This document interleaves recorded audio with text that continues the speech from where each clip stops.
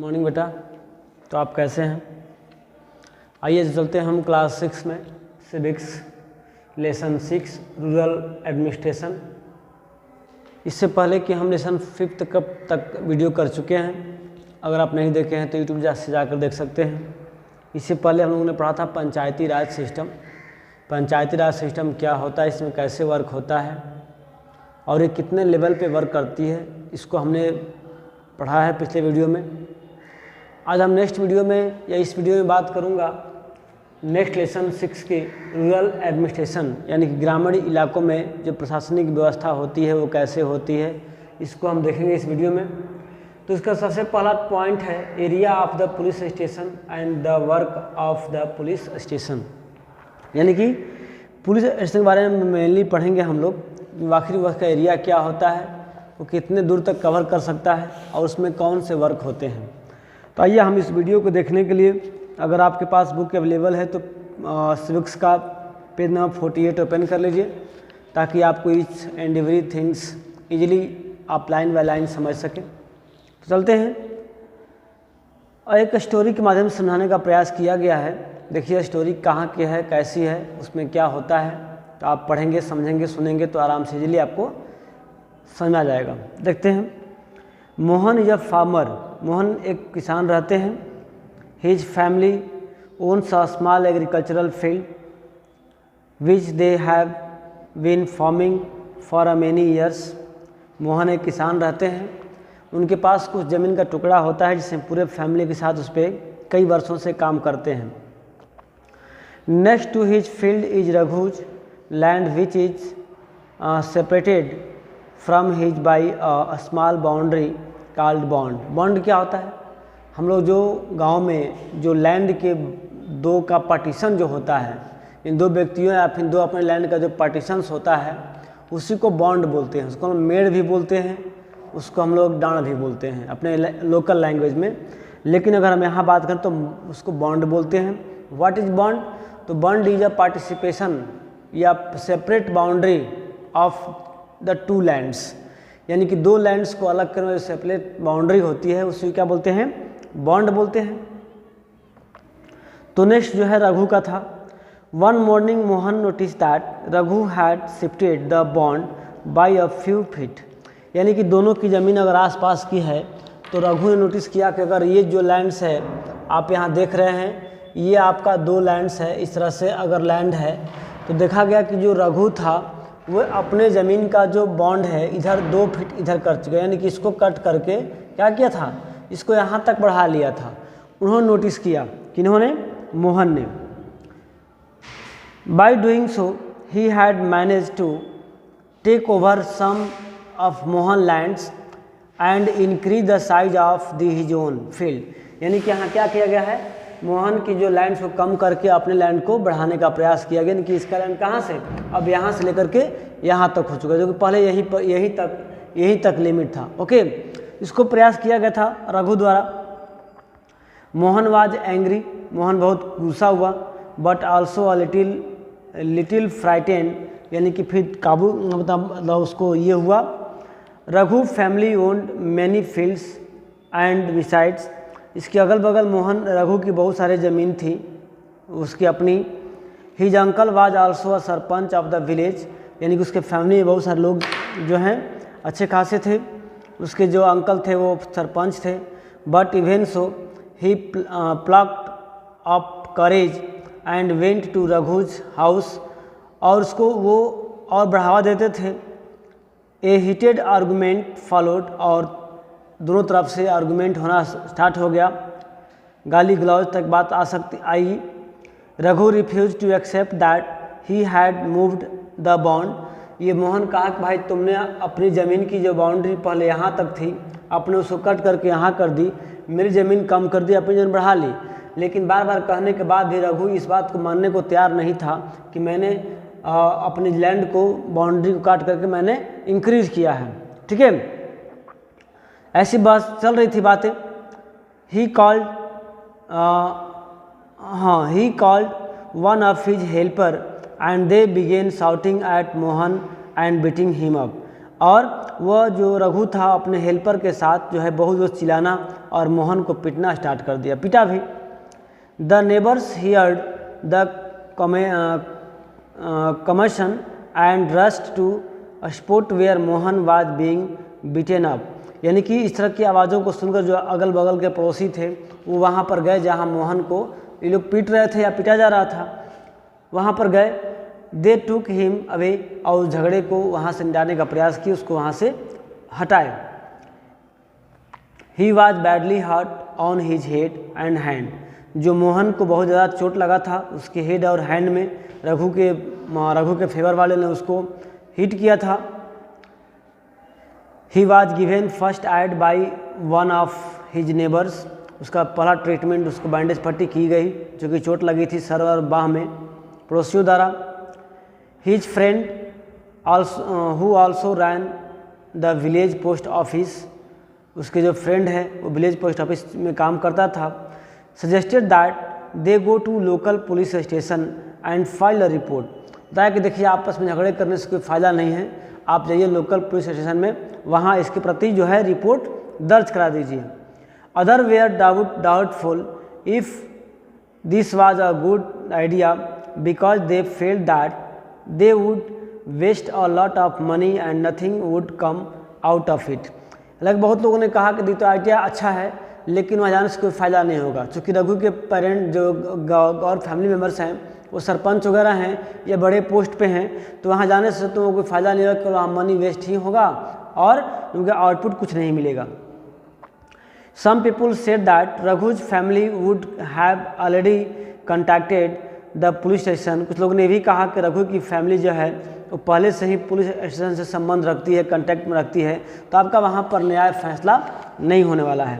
After much discussion, it was decided that Mohan would go to the police stations along with some of the neighbors who had seen the incident।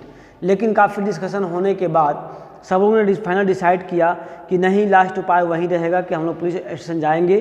तो कुछ पड़ोसियों के साथ जो लोग ने इस घटना को आँखों से देखे थे उसको मारते हुए पीटते हुए, तो वो लोग ने उनका सपोर्ट किया मोहन का और थाने में गए। तो आपने देखा अभी आपने दो फैमिली के बीच में जो विवाद होता है तो किस तरह से निपटारा होता है और लोग कहाँ जाते हैं। अब आगे देखते हैं कि the area of the police station, क्या आप अपनी जो झगड़ा है, फसाद है, वो कहीं दर्ज करा सकते हैं कि आपका भी एक एरिया होता है कि आपका जो कोई भी किसी तरह की बात होगी तो आप किस स्टेशन में जाएंगे, आप किस पुलिस स्टेशन में जाएंगे, आपका एरिया होगा, आपका एक लिमिटेशन पुलिस स्टेशन होगा, आप वहीं पर कर सकते हैं। तो एरिया ये कैसे डिफाइन होता है कि ये पुलिस स्टेशन है, किन किन गाँवों की फसाद को, किन किन गाँवों के कन्फ्लिक्ट को ये रिसॉल्व करने का काम करेगा, उसकी क्या लिमिटेशंस हो सकती है। आइए देखते हैं हम यहाँ पर on the way, next point है the area of the police station. Okay, देखते हैं on the way to the police station one of the neighbours asked why don't we spend some more money and go to the main police station in town.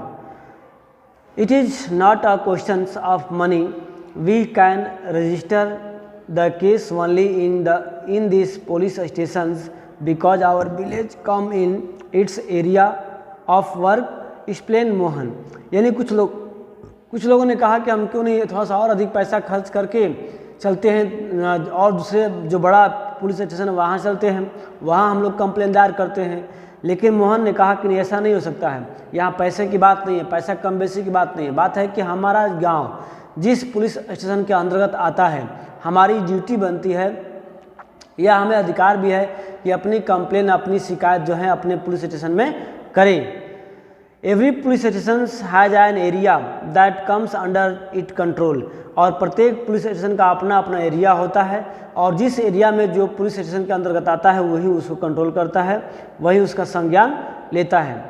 All person in that area can report case और inform the police about any theft incident, injury, fight etc। और जो area जिस police station के अंदर में आता है वहाँ के लोग अपने ही पुलिस स्टेशन में क्या करते हैं, इस तरह की जो घटनाएं घटती हैं उसका FIR या फर्स्ट फाइल रिपोर्ट जो है करते हैं। It is the responsibility of the police of that stations to inquiry and investigate and take action on the case within its area. और प्रत्येक पुलिस स्टेशन में जो पुलिस होते हैं उसका जिम्मेवारी बनती है कि वे आए हुए मामले पे इन्वेस्टिगेशन करें, जांच करें और उसके अगेंस्ट में जो दोषी होए उसके अगेंस्ट में FIR करें, कंप्लेन दायर करें। ये आपने देखा। अभी एक नेक्स्ट पॉइंट में अब देखते हैं कि यहाँ पर वर्क क्या होता है। जो हमारा सेकेंड पॉइंट है the area of the police station, the work at the police station, वहाँ पर वर्क क्या होता है, वहाँ पर कार्य क्या होता है। तो अभी आपने देखा कि पुलिस स्टेशन का अपना अपना लिमिटेड एरिया होता है और उस एरिया में जो गांव या विलेज या जो भी आते हैं उसके अंडर में उसको वो वर्क फिनिश करता है या उसको देख रेख करता है। तो आगे देखते हैं कि यहाँ पर वर्क क्या होता है। देखते हैं इसी एग्जाम्पल के माध्यम से।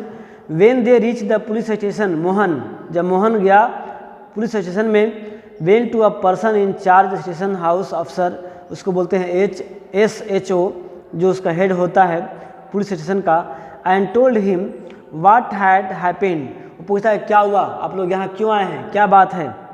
तो बताते हैं he also said that he wanted to give a complain in writing, वो कहता है कि तुमको जो भी कहना है आप राइटिंग में लिखो और हमको दे दो। The SHO rudely versed him aside, saying that he could not be bothered to waste his time writing down minor complaints and then investigating them। और जो पुलिस है इसको थोड़ा सा डांट डपट के झड़प दिया कि आप लोग बार बार हर बात लो करके आते हैं पुलिस स्टेशन में, भाई इतना टाइम नहीं है कि मैं कंप्लेन करूं, कंप्लेन सुनूं और इसका इन्वेस्टिगेट करूं, जाओ आप लोग यहाँ से। Mohan showed him his injuries but SHO did not believe him। जो मोहन है अपने घावों को दिखाता है कि देखिए हमको गांव के जो रघु ने यहाँ मारा है, यहाँ मारा है, जो है उसको अपने घाव को निशान को दिखाता है, लेकिन फिर भी उसको विश्वास नहीं होता है जो पुलिस स्टेशन का हेड होता है। Mohan was puzzled and did not know what to do. अब मोहन जो है घबराता है और अब क्या करे क्या नहीं करे समझ में नहीं आता है। He was not sure why his complaint was not being recorded। वो ये समझ नहीं पाता है कि आखिर उसका कंप्लेन जो है पुलिस ने क्यों नहीं रिकॉर्ड किया, आखिर क्या बात है। He went and called his neighbors into the office।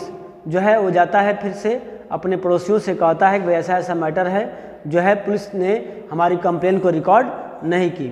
They argue strongly that Mohan has been beaten up in front of them and had they not rescued him he would have been injured very seriously।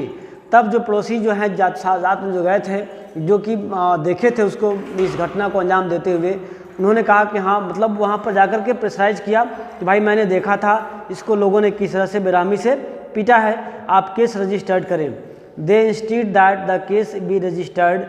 Finally the अफसर agreed. तब जो है उनके पड़ोसियों की बात सुनने के बाद, इसको बोलते हैं एविडेंस, यानी कि गवाह बोलते हैं, तो उनकी बातों को सुनने के बाद जो है वो एग्री होता है पुलिस अफसर, और he asked Mohan to write down his complaint and also told the people that he would send to constable to the next day to investigate the incident. तब वो एग्री होता है और कंप्लेन लिखने को बोलता है और बोलता है कि ठीक है आप जाइए, मैं नेक्स्ट डे है अपने कांस्टेबल के साथ मैं आऊँगा या भेजूँगा, आप पूरी जानकारी की पूरे मामला की जानकारी लेने के लिए, मैं इन्वेस्टिगेट के लिए। ठीक है, तो ये था कि पुलिस स्टेशन में कैसे वर्क होते हैं, क्या वर्क होते हैं, आपने 2-3 पॉइंट में देखा। हम लोग आगे देखेंगे कि और सारे मैटर जो हैं कैसे सॉल्व किए जाते हैं, उसको हम नेक्स्ट वीडियो में देखते हैं। तब तक के लिए गुड बाय।